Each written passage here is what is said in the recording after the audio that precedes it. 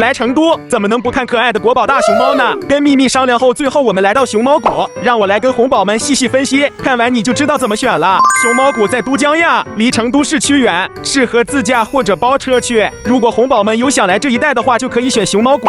熊猫谷的人流不多，也就清静多了。这里看熊猫不需要人挤人，游客没有那么密集。